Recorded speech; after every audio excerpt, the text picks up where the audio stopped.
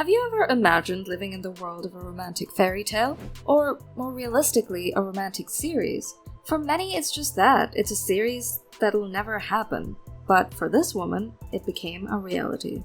Jane Gillespie married into the Balinese royal family after meeting and falling in love with the local children's theater director, who just happened to be a prince. Their love story is like a fairy tale. She landed on the bed of roses and got married. But let's not forget that roses have thorns, and thorns hurt. They married despite their diverse origins and cultures, and she lived with him at the palace, surrounded by many servants.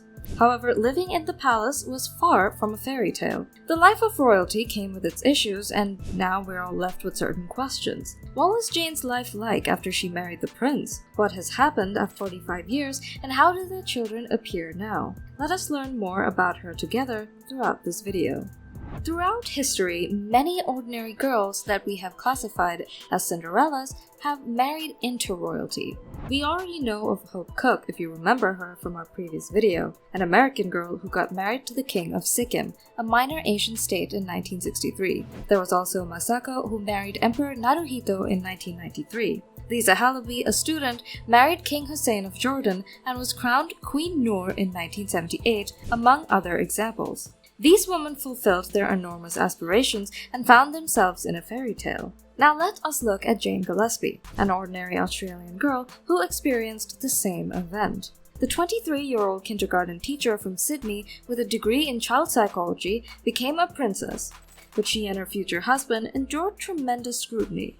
But before we delve into this love history, who was Jane Gillespie before she met her big break?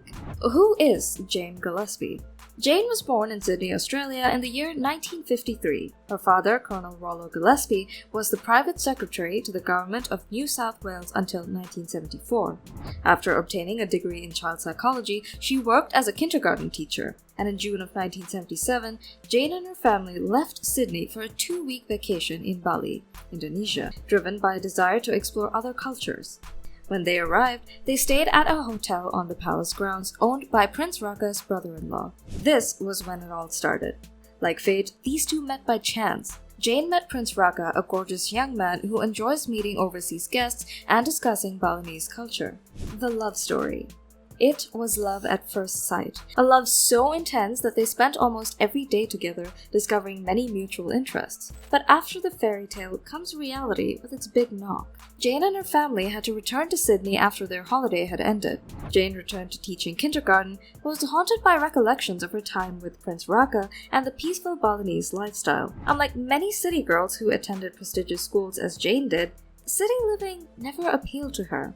She did, however, maintain contact with Raka through letter writing. In the 1970s, there was no telephone in Bali, including the palace, and she always eagerly anticipated receiving an envelope from Bali. She couldn't stop reflecting on her happiness in Bali over the months. One day, she made the daring choice to resign from her job and return for a sabbatical. When she arrived, Prince Raka, who did not want to lose his love for a second time, took the bold step and asked her to marry him. And she agreed without hesitation. Jane stated, "When I first saw him, it felt like we'd never be apart. I realized that what we had was more than just a brief holiday romance. But love is not just between two people, especially with royalty, and like every good romance movie, there must be controversies." The controversy.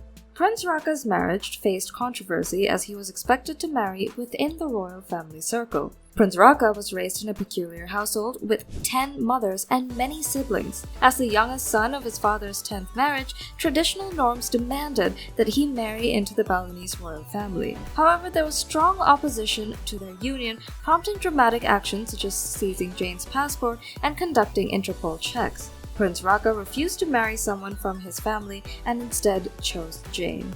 Seeing the intensity of his love for this foreigner, they had no choice but to accept her. Fortunately, Jane's background checks came out clean, and the couple married in May of 1978.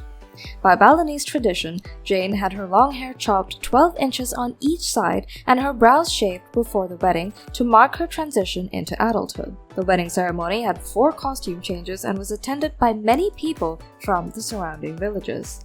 Jane's parents flew to Bali for the memorable event. The pair was overjoyed to finally be married. Following the wedding, Jane adopted the name Princess Jero Asri Kirtiasa. Jero means from the palace, while Asri means perfect. Additionally, Jane also accepted the Hindu faith. Although Bali was officially a republic, the royal family is revered as the guardians of the Hindu faith. However, earlier, the kingdomship of Bali was a collection of Hindu-Buddhist kingdoms that dominated parts of the volcanic island of Bali. Perhaps the girl was drawn to this special place because of its romantic aura. Jane's life drastically changed after their wedding. The couple lived in Ubud, a small town with few Westerners. Although she and her husband lived in a palace, it was far from luxurious. In 1978, the palace lacked basic amenities including electricity and proper facilities. Don't get me wrong, the palace was gorgeous, but daily life was extremely primitive. With kerosene lamps and no running water, there were no telephones limiting communication with others. Jane was also not permitted to leave the premises without authorization. She felt stuck at times. Prince Raka, being the youngest son, had the right to take several brides. Jane, on the other hand, expressed her skepticism, standing firm on her word that if the prince marries another, she would divorce him. Guess who won? Family and sacrifices. 1 year after the wedding, they welcomed their first son, Max. Knowing that they might not be able to give the children the advanced education needed for them, the couple decided to relocate to Sydney before the birth of their second son, Bagus. The parents aimed for their children to learn about both Balinese and Australian cultures while attending Sydney schools. The couple gave up their royal lifestyle to raise and educate their 3 children in Australia. Prince Raka was obliged to work as a gardener and waiter to pay debts, but longed to return to Bali. While in Sydney, they were blessed with a daughter named Maya. Despite a couple of travels to Bali, the children preferred the atmosphere over Sydney. Max left Sydney as a teenager to live permanently in Bali, adopting a lifestyle in which socializing focuses on rites rather than stores. His father's teachings about the significance of Bali's roots and ancestors had instilled in him a sense of home in Bali. After almost 12 years in Sydney, the family relocated to Bali. In 2011, Prince Asri's son Max married Indonesia's well-known TV personality, Happy Salma. This time, history repeats itself. In a good way. Like his mother, Max met his wife while he was on holiday in Bali. The wedding ceremony was held at Ubud's royal palace, attended by around 2,500 guests, including high priests and diplomats. Balinese marriages combine animistic, Buddhist, and Hindu ideas, making them unique to Bali. Prince Raka, who happens to be the leader of culture and religion in Ubud, carries out his royal duties. Princess Asri and her son Max run Biku, a restaurant that offers breakfast, lunch, and dinner, with a specialty in high teas. Some people enjoy visiting a cafe owned by a princess. Marriage within the same class or regional palace was the acceptable norm, reflecting the ancient relationships that existed within Bali society. However, the younger generation, including Max and his brothers, demonstrated a rebellious tendency, preferring partners based on love above tradition. Unlike her brothers, Maya was restricted in her choice of companion, as marrying outside the royal family would result in the loss of her title and prestige. Princess Maya felt immense pressure to marry inside the royal family to keep her title.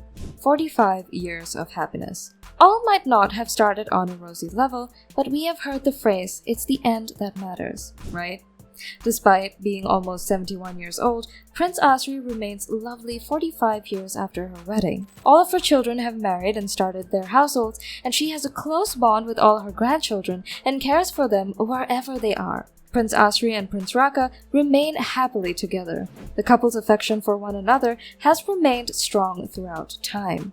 They still go on dates, share popcorn, and watch films together. That is so adorable. They occasionally give interviews to journalists and share their happy love stories. Despite initial difficulties in their marriage, Asri remained committed to her love for Raka. She knew he was the one when she first saw him, and he remained so even after years. What are your thoughts on this love story? If you enjoyed the video and would like to see more, please leave a like below. And if you haven't already, please subscribe to this channel and select the bell symbol to receive weekly video updates. See you in the next video.